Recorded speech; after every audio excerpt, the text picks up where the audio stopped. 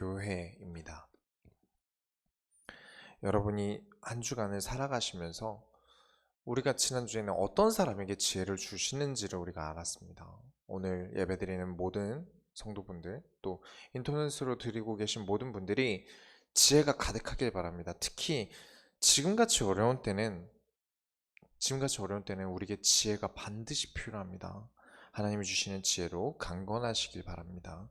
서론으로 듣는 마음부터 시작되는 것이 지혜입니다. 우리가 지난주에 어떤 사람에게 하나님이 지혜를 주시는지를 보았다면 이번에는 하나님이 주신 지혜를 어떻게 사용할지에 대해서 보게 될 거예요. 우리가 지난주 결론에서 세상과 가정과 신앙에 대한 욕심을 가지고 무엇 하나 놓치지 않고 도전하기로 마음을 먹지 않았습니까? 그러려면 우리는 세상과 신앙, 가정과 신앙에 감당할 만한 지혜가 있어야 돼요. 그렇죠. 내 깜냥이 안 돼서 힘들 때 많지 않습니까? 내가 벌려놓은 일들, 내가 가지고 있는 인간관계들, 뭐 가정이든 내가 할 수 있는 할당량을 넘어서서 나에게 부담이 될 때가 있어요. 그렇지 않습니까? 그러면 어떻게 해야 이것을 감당할 수 있을까요? 솔로몬이 하나님께 일천번제를 드립니다. 이게 무슨 의미라 그랬죠? 하나님 나의 모든 것을 하나님께 드립니다라는 의미였어요. 그리고 하나님께서는 솔로몬에게 무엇을 원하느냐 물으셨는데 솔로몬의 대답은 열왕기상 3장 9절에 듣는 마음을 주사 선악을 분별하게 하여 달라고 하나님께 말씀을 드립니다. 그런데 하나님은 그 솔로몬의 부탁을 뭐라고 하십니까? 네가 지혜를 구하는구나. 하나님은 그것을 지혜라고 하십니다. 지혜롭지 않은 사람은 어떻습니까? 다 듣기도 전에 그건 말이지, 이건 말이야 막 가르치려고 들고요. 무슨 말 할지 어림짐작하고 또는 듣는 척하면서 자기 하고 싶은 말을 입에 가득 담고 있어요. 말이라는 것은 뭐가 중요하죠? 끝까지 듣는 게 중요한 겁니다. 그러기 전에는 무엇을 구별할 수 없습니까? 선악을 구분할 수가 없어요. 다 듣고 나서 이 말이 선한지 악한지 구분해야 되는데 다 듣기 전엔 구분할 수가 없어요. 특히 우리나라 말은 그렇습니다. 한국말은 끝까지 들어야 되죠. 하나님이 솔로몬에게 끝까지 들을 마음과 선악을 분별할 지혜를 주세요. 그 일이 있고 난 바로 다음에 무슨 일이 일어나냐면 백성들 중에 임산부 둘이서 한 집에 머물면서 쉽게 말하면 분만실에 있었어요. 두 사람의 임산부가 분만실에 있었는데 그 다음에 이제 한 임산부가 아이를 낳고 3일 뒤에 또 다른 임산부가 아이를 낳았어요. 그런데 한 명 이 이후에 낳은 어머니가 이 아이를 잠결에 깔고 뭉개고 잔 거예요. 그래서 아이가 죽었어요. 그래서 큰일 난 거죠. 아이를 죽인 죄도 있고요. 그리고 또 집에 가서 할 말이 없는 것도 있고요. 왜냐면 그때 당시에 자식이 자신의 자산 아니었습니까? 이거 가지고 집 안에 위아래가 갈렸기 때문에 이 아이가 죽었기 때문에 몰래 자고 있었던 다른 임산부의 아이를 바꿔치기 합니다. 이 아이를 바꿔치기를 해요. 근데 이 지금 살아있는 아이의 임산부는 자기 아이를 알지 않습니까? 내 자식인데 모를 리가 있겠습니까? 그래서 도둑 맞았다, 내 자식을 바꿔치기 당했다라면서 왕에게 호소를 해서 재판이 들어갑니다. 그때 여러분이 잘 알고 계시는 사건이죠. 솔로몬이 얘기를 다 듣습니다. 어떤 일이 있었는지 다 들은 이후에 칼을 가져와라. 그래서 칼을 가져온 다음에 이 아이를 둘로 잘라서 한쪽이나 어디다 불평등한 거 없이 나눠줘라 라고 얘기가 나오니까 진짜 이 아이의 어머니가 마음이 불같이 타들어가면서 이 아이 살려주십시오. 그냥 저 여자에게 주시고 이 아이 목숨만은 부지하게 해주세요라고 솔로몬에게 부탁을 합니다. 그렇게 돼서 누가 진짜 어머니인지를 구별하게 되죠. 공통점이 무엇입니까? 이 과정이 어땠죠? 끝까지 두 여성이 말하는 걸 들었고요. 그 속에서 선악을 분별하는 지혜를 발휘합니다. 항상 끝까지 듣는 마음을 잃지 마셔야 됩니다. 끝까지 듣는 마음을 잃지 않으시고 다 듣고 난 이후에 내가 좋아하는 사람 편에 들어야 됩니까? 내게 이득이 되는 것을 분별해야 됩니까? 아닙니다. 선악을 분별하셔야 됩니다. 전도도 마찬가지예요. 듣지도 않고 내가 그냥 외운 구원의 길 사용리 같은 걸 하는 게 아닙니다. 그 사람이 하는 말을 듣고 내가 지금 이 사람에게 들은 내용을 가지고 선악을 구분하는 하나님의 지혜인 말씀에 기대서 강단이죠. 생각하는 것을 정리해서 말하는 것이 전도입니다.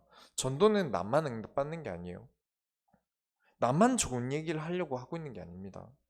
그리스도를 전하는 사람, 구원을 얻을 사람, 이 두 사람이 함께 응답받는 게 전도입니다. 함께 인도받는 거예요. 그러니까 끝까지 듣고 그 사람의 사건을 듣고 그 사람의 인생을 듣고 이번 주에 나에게 주신 강단 말씀을 가지고 그러면서 이 모든 게 인도받아 가면서 이루어지는 게 전도죠.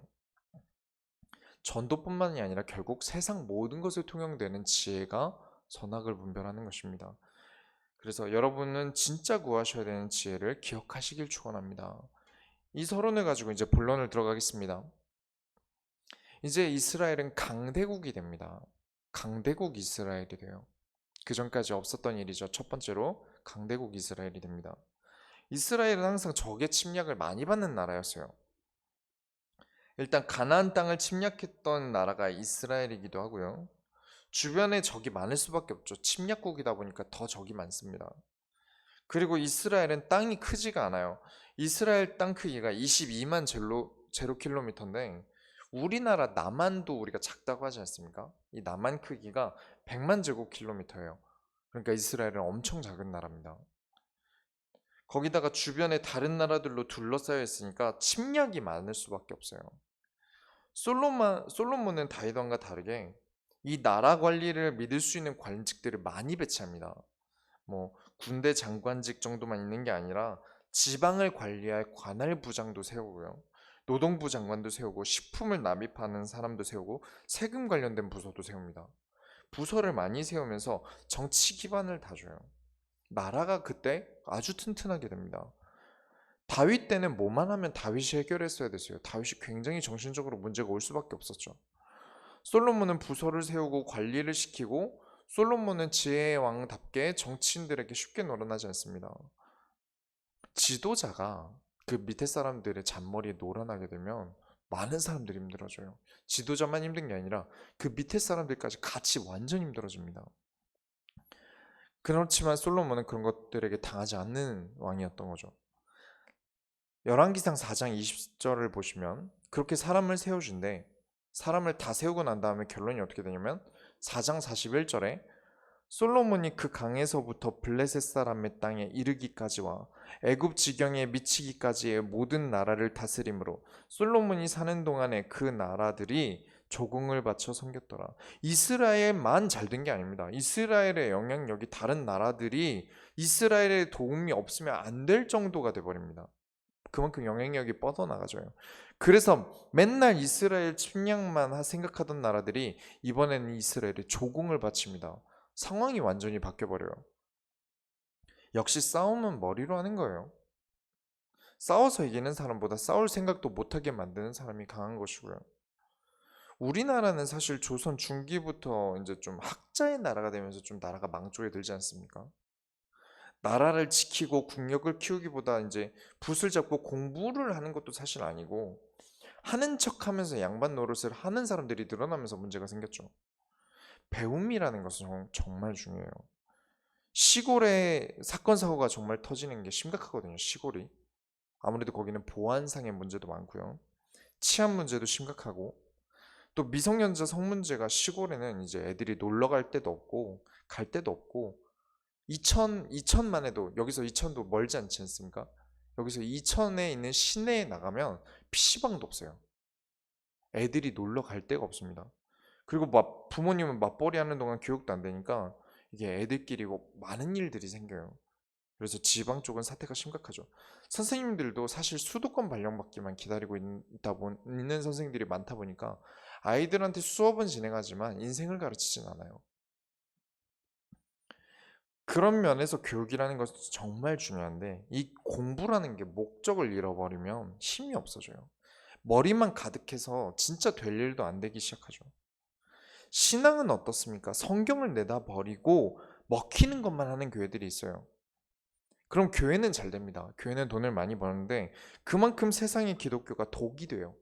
기독교가 독이 됩니다. 이번 주에 이제 장례식이 있었는데 유가족 중에 한 분의 이제 교회 담임 목사님이 이렇게 오셨어요. 나이가 좀 있으신 분이셨는데, 그래서 그 목사님한테 이제 유가족분이 저를 소개를 시켜주신 거예요.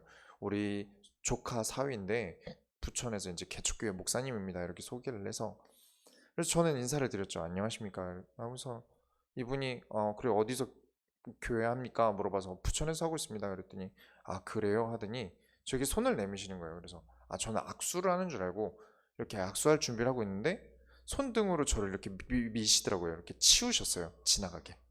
이렇게 저를 어깨로 툭 치고 치우시더라고요. 그래서 뭔데 목사님이 유가족을 치우지? 라는 생각이 들어서 이 교회 이름을 보니까 아 했습니다.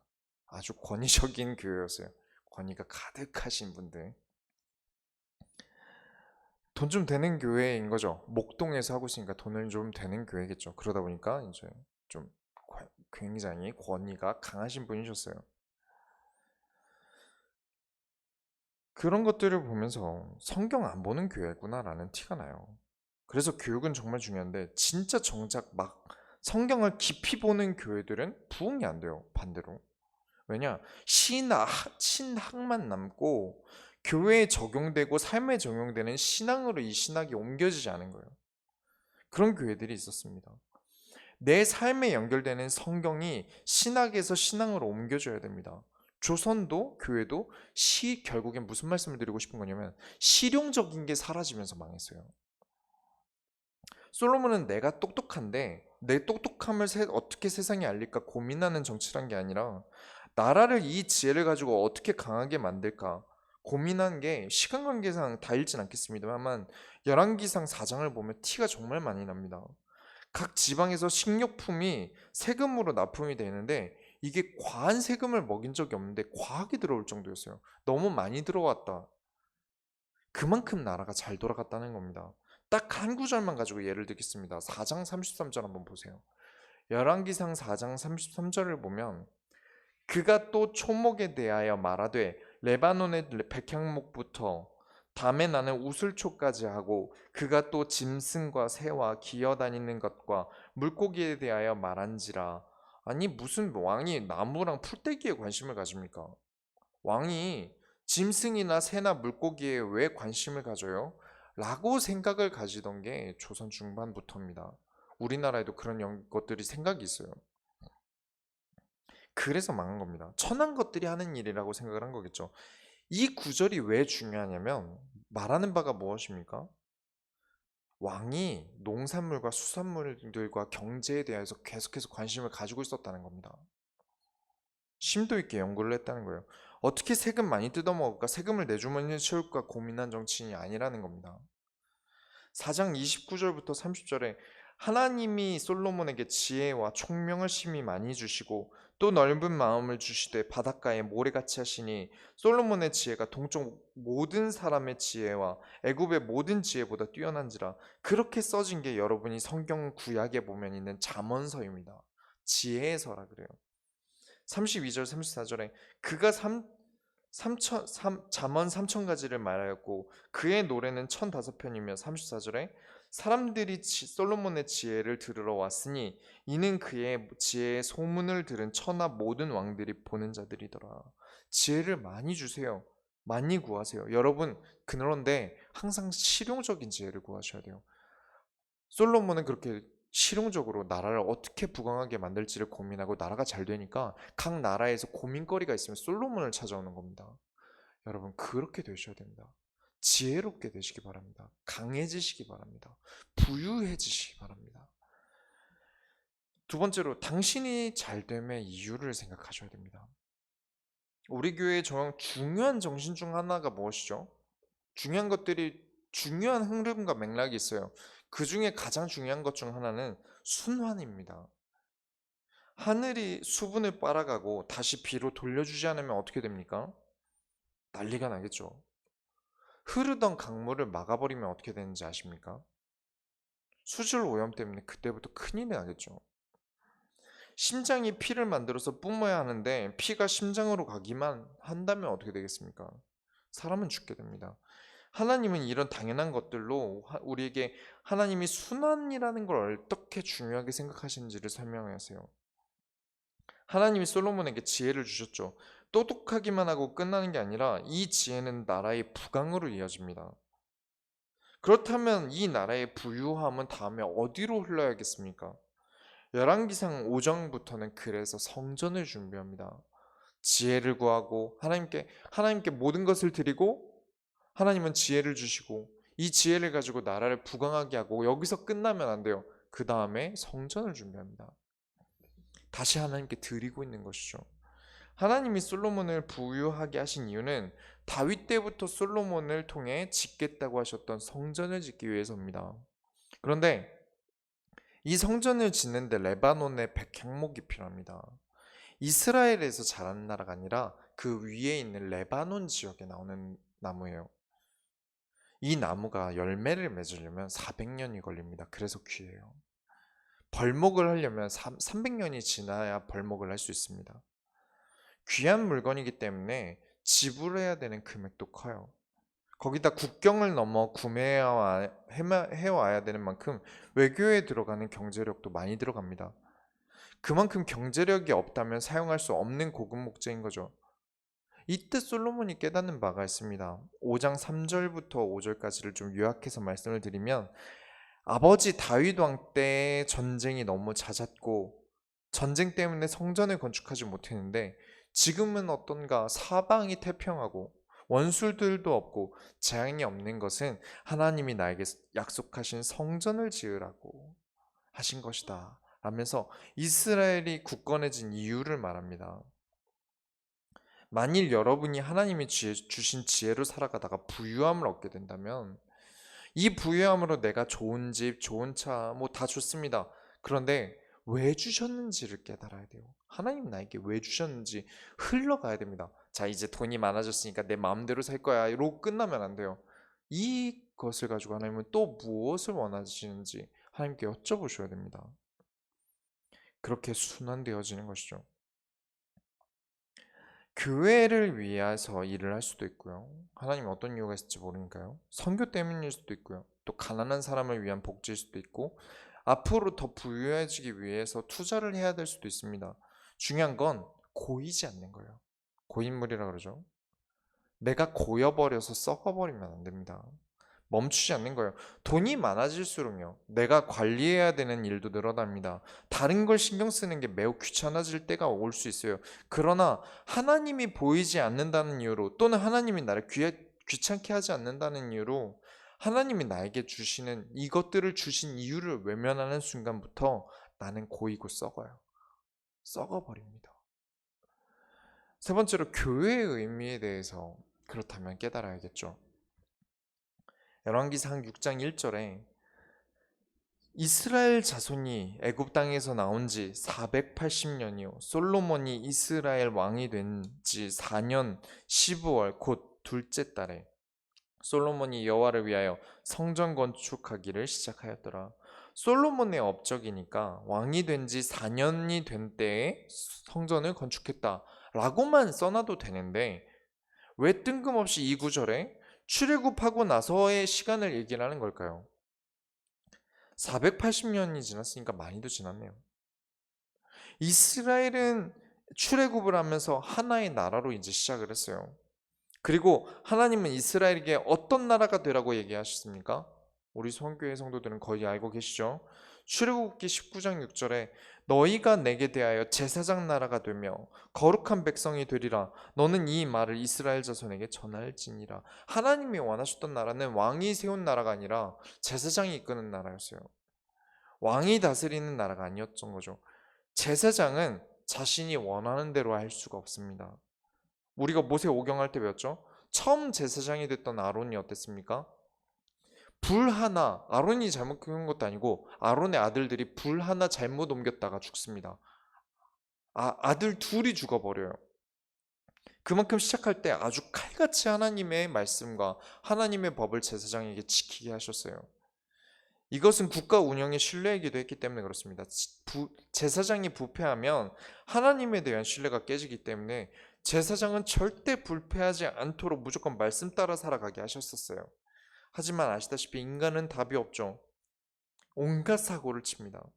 제사장이 사고치고 민족이 사고치고 우상 숭배하고 말씀대로 안 하다 재앙 맞고 다른 나라 침범하고 480년의 역사입니다. 그래서 기록해 놓은 겁니다.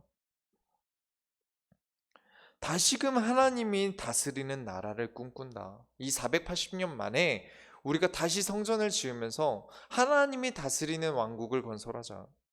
성전을 통해 하나님이 인간을 다스리는 하나님 나라를 기대하는 겁니다. 그래서 6장에 성전을 짓는 내용들이 있어요. 많진 않지만 우리는 이제 요약을 해서 설명을 드릴게요. 우리는 이 성전이 엄청나게 큰 궁궐 같다 이제 상상이 가지 않습니까? 엄청 크고 엄청 화려하고. 그런데 사실 이 성전 크기는 우리가 알고 있는 큰 교회들보다도 작습니다. 평수로 90평 정도예요. 높이는 우리가 아는 건물 한 4층에서 5층 사이 정도 됩니다. 이 건물을 짓는데 7년이 걸렸어요. 또 금이 많이 들어갔고요. 자, 여러분은 만약에 가게를 차린다거나 할 때 가정을 해볼게요. 뭐 이사를 가는데 인테리어 업자를 맡기는데 이제 인테리어를 다 맡기고 이제 완공이 됐다는 연락을 받고 도착을 했어요. 그렇다면 여러분은 무슨 이야기들을 하시겠습니까? 아, 여기 의자는 바꾸면 좋겠다. 이거보다 다른 게 나을 것 같아. 뭐 조명은 잘했네. 뭐 그래, 우리가 여기서 새 출발하는 거야. 아, 이거긴 좀 아쉽다. 막 이런 얘기들이 오고 갈 텐데 하나님은 이 솔로몬에게 무슨 얘기를 하실까요? 뭔가 다른 얘기를 하지 않습니다. 이전에 솔로몬에게 하셨던 말씀 그대로 하십니다. 6장 12절부터 13절에 내가 지금 이 성전을 건축하니 내가 만일 내 법도를 따르며 내 율례를 행하며 내 모든 계명을 지켜 그대로 행하면 내가 내 아버지 다윗에게 한 말을 내게 확실히 이룰 것이요 내가 또한 이스라엘 자손 가운데 거하며 내 백성 이스라엘을 버리지 아니하리라 하셨더라. 교회가 있는 이유, 내가 세상에 버려지지 않기 위해서입니다. 성전을 주시면서 네가 여기서 말씀을 지켜 행하면 버려지지 않을 것이다. 코로나19 때문에 큰 교회들은 인터넷 예배로 바뀌었는데 이제 요즘 이제 다시 예배를 드리기로 했나 봐요. 한 지난주부터 좀 큰 교회들도 다시 모여서 예배를 드리고 있어요. 그런데 반응을 보니까 2달 정도 교회를 쉬니까 사람들이 교회를 안 나와요. 많이 안 나온다고 합니다. 왜냐? 교회를 쉬면 편하거든요. 교회 안 나오면 편합니다. 그런데 쉬면 편한데 우리 한번 생각해 보겠습니다. 왜 성전을 금칠을 하고 비싼 백향목으로 만들었을까요? 교회는 하나님을 알기 위해서 오는 곳입니다. 저 하나님 아는데요? 그럼 교회 안 가도 되겠네요? 그럼 목사님들이 제일 먼저 교회를 그만두셔야죠. 여러분이 아는 법이 몇 개 정도 있으십니까? 한 4개, 5개 법 정도 아십니까? 그게 법의 전부라면 사법고시는 아무나 패스할 거예요. 법 몇 개 안다고 법을 안다고 말할 수는 없습니다. 하나님을 믿는다, 내가 구원받았다 정도로 내가 하나님을 다 안다 말할 수 있습니까? 없죠. 하나님의 법도 하나님의 율례, 하나님의 계명을 지켜 행하기 위해서 들어야 합니다. 그렇기 때문에 있는 것이 성전이에요. 그 성전이 화려하게 지어진 이유는 그만큼 하나님의 법도 율례, 계명, 곧 말씀의 권위가 크다는 것을 보여주기 위해서 있는 것입니다. 그리고 성전을 이렇게 지을 수 있도록 이스라엘을 부유하게 하신 것도 하나님이세요. 그러니 우리가 하나님의 말씀을 지켜 행하자. 그래, 하나님은 우리를 이렇게 부유하게 하실 거야 라는 것을 확인하기 위해서 온 곳이 성전이에요. 교회를 인간관계의 장 정도로만 생각을 하신다면, 사용을 하신다면 여러분은 손해보고 계신 겁니다. 결론을 내리겠습니다. 하나님이 가르치시는 진짜 지혜를 여러분 얻으시기 바랍니다. 죄다 신앙이 삶과 상관이 없어서 얼마나 세상에 독이 되는 기독교를 만드는지 모릅니다. 인천의 서창 지역에 이제 교회가 하나 있어요. 침례교회가 하나 있는데 좀 큰 교회예요. 근데 아마 재작년쯤이었나? 이 교회가 이제 이단으로 지명을 받았어요. 이 교회는 주기도문과 사도신경을 하지 않습니다. 그리고 드럼이나 일렉기타 같은 실용음악 악기도 금지하고 있고요. 다른 성경으로 구원은 받을 수 있지만 그 성경은 틀린 게 너무 많다면서 이제 킹 제임스 번역이라고 해서 번역이 다른 사본을 가지고 있는 성경을 씁니다. 죄송합니다만 제가 목사님한테 이런 말을 하면 안 되지만 본인이 쌓아올린 지식 때문에 모순이 너무 많습니다. 자유가 존재하는 게 기독교고 목회자가 어떠한 집례나 행위라는 건 천주교 잔재라고 얘기를 하세요. 그러면서 왜 교회 음악은 카톨릭이 고수하던 클래식만 고집하시는지 모르겠습니다. 그렇게 번역이 잘 된 성경에 집착을 하면서 교회가 기억해야 되는 기독교 교회의 역사의 의미를 가지는 주기도문과 사도신경은 외면해요. 안 할 수 있죠. 안 할 수 있습니다. 교회가 선택하는 거예요. 꼭 해야 된다는 법은 없어요.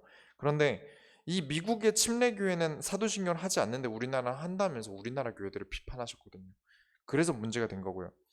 제가 판단했을 때 사도신경이 문제가 있다면 저는 안 할 겁니다. 근데 사도신경을 하나하나 한 구절 한 구절 꺼내서 복음의 눈으로 바라보면 정말 성경적이고 복음적인 것들이 많아요. 거진 대부분이 그렇습니다. 너무 중요한 가치를 담고 있어요. 성경에서 우리가 알아야 되는 내용을 요약하고 압축해서 외우게 만든 게 사도신경입니다. 그 외에 정말 하고 싶은 말이 많은 교회지만 시간 관계상 말을 다 못합니다. 중요한 건 지식만 너무 가득하다 보니까 올바른 걸 놓칠 때가 있어요.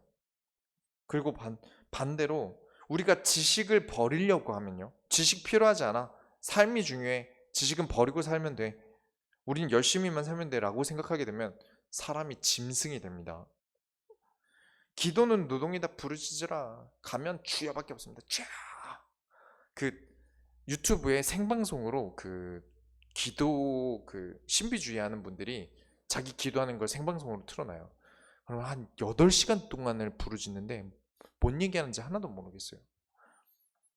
그리고 주여 하면서 이제 나무 뿌리를 뽑아야 성령 충만한 거라고 하고, 또 기도원 가서 불을 눈으로 봐야 된다고 하고, 방언 기도 못하는 건 구원 못 받은 거다 하고, 그게 무슨 무식한 소리인지 모르겠습니다. 성경을 봤다면 그런 말 못합니다. 지식을 잃어서 나오는 말들입니다. 끔찍한 거죠.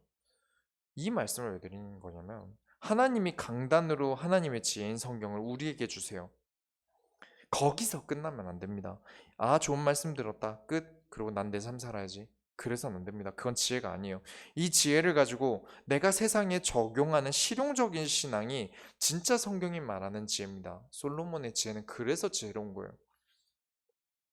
하나님이 성전을 멋지게 지었다고 해서 교회는 무조건 화려하게 지어야 한다? 그러니까 헌금 많이 내라? 성전을 이스라엘이 총 3번을 짓습니다. 두 번째 지은 성전은 많이 화려하지 않아요. 대단한 목공이 지은 것도 아닙니다. 이스라엘이 포로에서 돌아온 지 얼마 안 돼서 경제력이 좋을 때도 아니었어요. 그런데 하나님은 그 성전을 기쁘게 받으셨어요. 그런데 세 번째 성전은 정말 막대한 돈이 들어갑니다. 수십 년을 지어요. 정말 화려하게 지었는데 예수님이 그걸 보고 내가 이 성전 폐해버리고 돌 위에 하나도 남지 않겠다 말씀하십니다. 하나님이 성전이 화려함을 보고 짓고 계신 게 아니라는 거죠. 하나님은 이 화려한 금장으로 만들어지고 고급 백향목으로 이 성전을 지으면서 하나님의 권위를 이스라엘에게 설명하시기 위해서 그렇게 만드셨던 겁니다. 하나님은 항상 우리를 가르치실 때 실용적이세요. 허황된 것들 과하게 가르치지 않으십니다. 항상 좋은 방법을 쓰세요. 이번 주에 여러분 반드시 실천하시기 바랍니다. 지금까지 만약에 조셨거나 지금 예배를 드리면 조시거나 아무 생각을 못 하시거나 유튜브 하시면서 다른 걸 하시면서 듣고 계신 분이 계시다면 지금이라도 잠깐 집중하시기 바랍니다. 여러분은 지혜가 있기 위해서 항상 하나님의 말씀을 구하셔야 돼요. 그렇기 위해 존재하는 게 교회라는 걸 잊지 마시기 바랍니다. 교회와 말씀은 떨어질 수 없습니다. 이 교회에 여러분은 전력을 다하세요. 주일 하루 성공을 하심으로 일주일 내내 성공하셔야 됩니다. 마음을 카톡에 하나 두고 이따 약속 잡은 거에 하나 두고 설교 듣는데 하나 두고 문호다리 걸쳐서 될 게 아니에요. 이 성전 90평입니다. 90평짜리 건물 하나 짓는데 흠이 하나도 없게 하려는 마음으로 7년을 지었습니다. 그런 것처럼 여러분 지금 주일 예배를 드릴 때 온 마음을 쓰셔야 됩니다. 그리고 사람들은 그렇게 예배를 드려놓고 그렇게 하나님의 지혜를 얻어놓고 교회 문 밖을 나갈 때 잊어버려요. 그러면 손해입니다. 그냥 취미생활한 것뿐이에요. 하나님은 쓸데없는 시간을 쓰게 하기 위해서 교회를 만드신 게 아닙니다. 교회에서 주신 말씀은 열쇠예요. 이 열쇠를 가지고 나가서 세상에 나가서 숨겨진 보물 상자를 여셔야 돼요. 그걸 응답이라고 합니다. 하나님이 그렇게 응답하세요. 그 응답들로 여러분은 인간관계의 부유함도 얻고 경제의 부유함도 얻을 거예요. 내 실력에 대한 부유함도 얻을 겁니다. 거기서 고이시면 안 됩니다. 멈추시면 안 돼요. 하나님은 나에게 무엇을 바라고 계시길래 이 많은 응답을 주셨는지 다시 한번 고민하고 기도하면서 교회로 오셔야 됩니다. 그렇게 일주일을 순환하셔야 돼요. 이게 무엇이죠? 여러분 다 아는 겁니다. 이게 우리가 작년과 이번 연도에 하고 있는 교회를 향한 도전, 현장을 향한 도전. 우리 원단은요, 그렇게 성경을 관통하는 메시지였습니다. 벌써 2020년이 시작한 지 절반에 가까워지고 있어요. 점점 기억에서 원단이 잊혀지고 계시죠? 절대 잊지 마시고 실천하시기 바랍니다. 그건 제가 성공한 다음에, 부유해진 다음에 생각할 일 아닙니까? 라고 생각하시는 분들도 계실 거예요. 부유해지면 생각해야죠. 그렇게 되면 절대 부유함은 오지 않습니다. 다윗이 성전을 왜 짓게 되었습니까? 부유할 때 지어야겠다 생각했습니까? 그 전부터 하나님 앞에서 성전을 짓겠다 했습니다. 한참 나라가 힘들고 주변 강대국들에게 핍박을 받고 힘들 때도 성전을 지어야겠다고 준비했습니다. 그래서 하나님 지금까지 응답하신 거예요. 내가 부유하면 해야지 절대 하나님 부유 안 주십니다. 준비되지 못한 사람에게 부유함을 주시면 사고만 칩니다. 이 사실을 잊지 않으시고 여러분 우리에게 받았던 원단 말씀들 잊지 않으시고 시간 되실 때 한번 들으시면서 계속해서 도전하시기 바랍니다. 우리가 하나님의 소원을 이루어드립시다. 기도하겠습니다. 하나님 감사합니다. 오늘 주신 말씀을 가지고 다시 한번 기억하게 하여 주옵소서. 하나님이 주시는 지혜의 순환이 멈춰지지 않도록 우리 모든 소원교회 성도들에게 함께하여 주옵소서. 살아계신 예수 그리스도의 이름으로 기도드렸습니다. 아멘.